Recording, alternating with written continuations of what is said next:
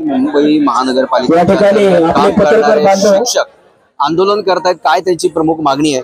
Sir काय सांगाल? मुंबईतील आझाद मैदानावरती तेव्हा शिक्षकांना आंदोलन करण्याची वेळ आली आणि तेही मुंबई महानगरपालिकेच्या अंतर्गत काम करणारे तुम्ही शिक्षक आहे, जी मुंबई महानगरपालिका आशिया खंडामध्ये सर्वात मोठी आहे, म्हणजे आर्थिक एकदम समृद्ध असणारी महानगरपालिका आहे, त्या शिक्षकांवरती आज आंदोलन करण्याची वेळ आली आहे. काय प्रमुख मागणी आहेत? सर, मुंबई महानगरपालिका नक्कीच आशिया खंडातील 1 नंबर महानगरपालिका आहे, जिचं आर्थिक बजेट हे एकट्या गोवा राज्यापेक्षाही खूप मोठं आहे. आणि त्या माध्यमिक शिक्षकांना 2005 नंतर लागलेल्या माध्यमिक शिक्षकांना पूर्ण भारतामध्ये DCPS योजना लागू आहे. त्यांच्या भविष्याची सोय, जुनी पेन्शन बंद झाल्यानंतर केंद्र सरकारने NPS योजना चालू केली, महाराष्ट्र शासनाने ती DCPS म्हणून चालू केली. त्यानंतर DCPS योजना ही NPS मध्ये वर्ग झाली.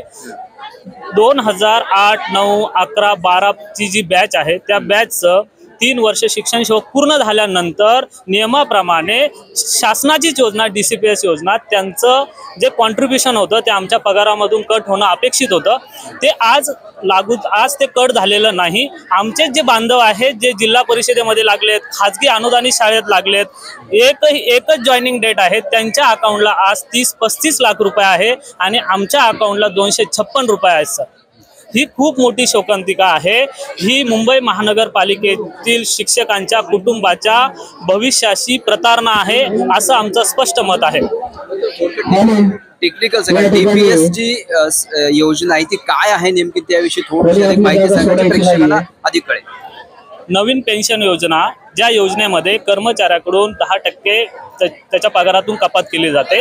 काही कॉन्ट्रीब्युशन हे केंद्र शासन, राज्य शासन त्यामध्ये टाकते आणि ती जी आमची रक्कम आहे ती DCPS अकाउंटमध्ये जमा असते.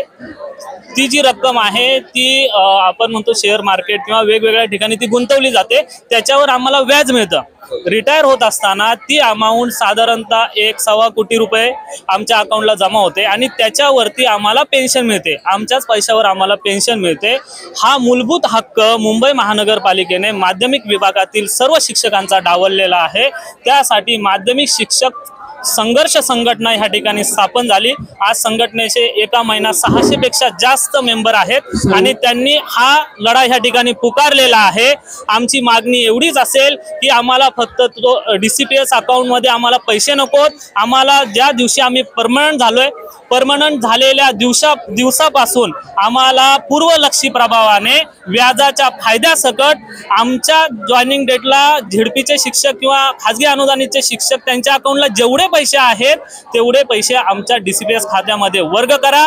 त्यासाठी कोणती तांत्रिक अडचण असेल ती तात्काळ दुरुस्त करा. अंतिम टप्पा ऐकून आम्ही कंटाळलो आहेत. त्यामुळे आम्हाला आमची अशी ठाम मागणी आहे, जोपर्यंत आम्हाला लेखी आश्वासन मिळत नाहीत. आमच्या प्रमुख मागण्यामध्ये अशा एकूण 18 मागण्या आहेत. त्यामध्ये D.Ed शिक्षकाला जवळजवळ 17 वर्ष झाले पदवीधर वेतन श्रेणी दिलेली नाही आहे. हा 2 नंबरचा मुद्दा आमची प्रभावी मागणी आहे. त्यामुळे आज माध्यमिक विभागातील D.Ed शिक्षक हे 90% एक्सेस होऊन 9वी 10वी इतर माध्यमामध्ये शिकत आहेत.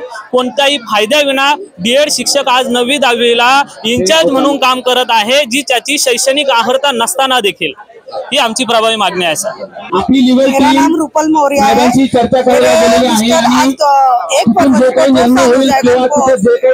किसी भी तरह का हमको कोई भी मतलब जो भी है ग्रेजुएटी है, जो भी हमको कोई भी चीज का कुछ भी हमको मिल नहीं रहा है।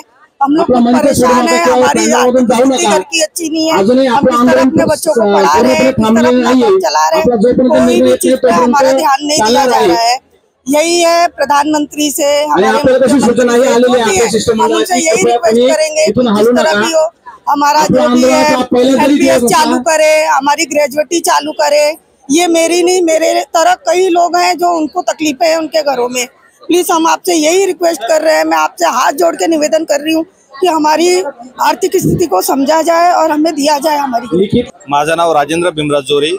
1 नोव्हेंबर 2005 नंतर संपूर्ण राज्यामध्ये DCPS ही योजना त्या ठिकाणी सुरू झाली. परंतु बृहन्मुंबई महानगरपालिका माध्यमिक शिक्षण विभागाच्या अनास्थेमुळे किंवा प्रशासनाच्या दिरंगाईमुळे ही योजना आम्हाला अद्यापर्यंत लागू झालेली नाही. आज 14 ते 17 वर्ष शिक्षकांची सेवा झालेली आहे, परंतु त्यांच्या खात्यामध्ये 1 रुपया देखील जमा नाही। आणि सर्वात दुर्दैवाची गोष्ट म्हणजे आज आमच्यातलेच आमचे काही सहकारी जे एकूण 14 कर्मचारी आज मयत झाले, त्या कर्मचाऱ्यांना ग्रॅज्युएटी उपदान, निवृत्ती वेतन असा कुठलाही फायदा मिळालेला नाही। त्यामुळे ही वेळ थोडक्यात बृहन्मुंबई महापालिका जी आशिया खंडातली सर्वात मोठी महापालिका आहे, त्या महापालिकेला ही जी गोष्ट आहे ती भूषणावह नाही। मागणी पूर्ण नाही झाल्या तुम्हाला सर्व शिक्षकांची काय भूमिका? जोपर्यंत आम्हाला लिखित मागणी मिळत नाही तोपर्यंत आम्ही आमचं आंदोलन मागे घेणार नाही। जात आहेत बाहेर. मुंबईतील आझाद मैदानावरती अजूनही आपल्याला लिखित स्वरूपात महानगरपालिकेचे शिक्षक आपल्याला मागणी अजून आलेली नाही. आपलं शिष्टमंडळ गेलेलं आहे आणि तत्परतेने ते लगेच आपल्यापर्यंत जी काही माहिती असेल ती पोहोचवणार आहे. त्यामुळे आपल्याला असं